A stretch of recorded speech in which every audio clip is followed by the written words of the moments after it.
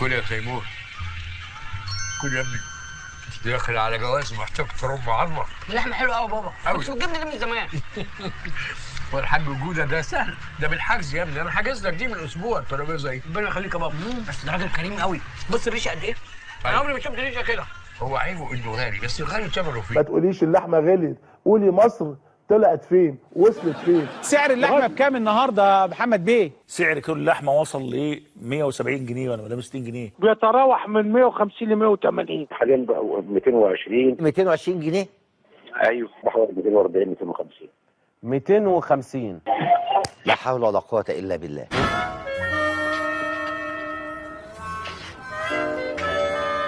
ده لحم حمير، ما دام الكميه دي نازله يبقى حمير. حمير ايه يا حمار انت؟ ده ماكس جريل. كمان خنزير ياما. انت عبيط يالا.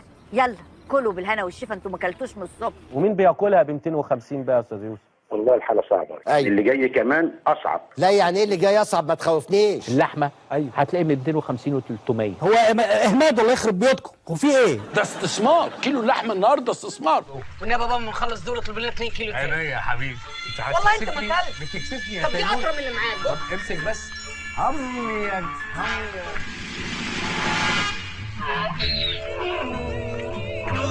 يا باشا ده لحم خلفان مطروح في المذبح. انت بتاكل الناس لحم حمير. الحمير دي بستعملها في الدليفري. بسميكوا اللي بتاكلوها دي لحم حمير.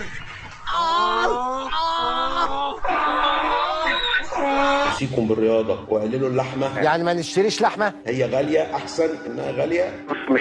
مش هتموت. مش هنموت على فكرة لو ما أكلناش لحمة. ما انا بقول لك الكلام ده وانا نقيب الجزارين. على فكرة أكل اللحمة خطر. اللحوم الحمراء الكتير مش كويس. خطر على الكبد وللكلى ولصحتك. طيب ما نقلل. احنا كلنا ما كناش بناكل لحمة كل يوم. اللحوم الحمراء ترفع الكوليسترول الضار. احنا عندنا كوليسترول عالي. ثبت ده بالعلم يعني. مش هنموت لو ما كلناش لحمة. ده كلام لا جدال فيه. ده كلام علمي. بقول لك سيد علي بيطالب الناس ما تاكلش من اللحمة، مش أنا اللي بقول، رغم إن أنا من أنصار كده. أكل اللحوم ده واحد من مسببات التغير المناخي. على خدودك اللطم على الخيبه والويبه. ابتدي يا امي من السيد، يا امي من السيد. الكلب سوري.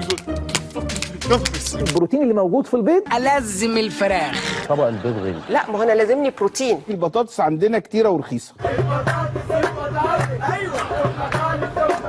تسلق بطاطس وتهرسها بفص توم بدل القلي. المواطنين المصريين روحهم في البطاطس. في مصادر أخرى للبروتين فيما هو أهم من اللحمة، زي الترمس، زي الفاصوليا، رز، مكرونة، عندك المش، فتة العدس، شاي، فول، طبق الكشري. الجرين بودينج زي ما الخواجات بيسموه البصاره. البصارة. أنا أمي كانت بتعمل لنا البصارة، ده هو الغدا بتاعنا. اتربينا واحنا صغيرين على البتاو والمش والجبنه، كنا بناكل الشلاولو ملوخيه ناشفه بالملح والليمون. بروتين اخره بروتين. هتلاقي بقى افكار زي دي كتير. الولايات المتحدة تقوم بتصنيع لحم مخبريا.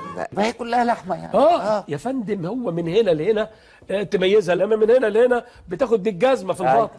خلصوا عليه. لا لا خدوا عمري بس سيبوا حياتي يا باشا، انا شاب والمستقبل كبير.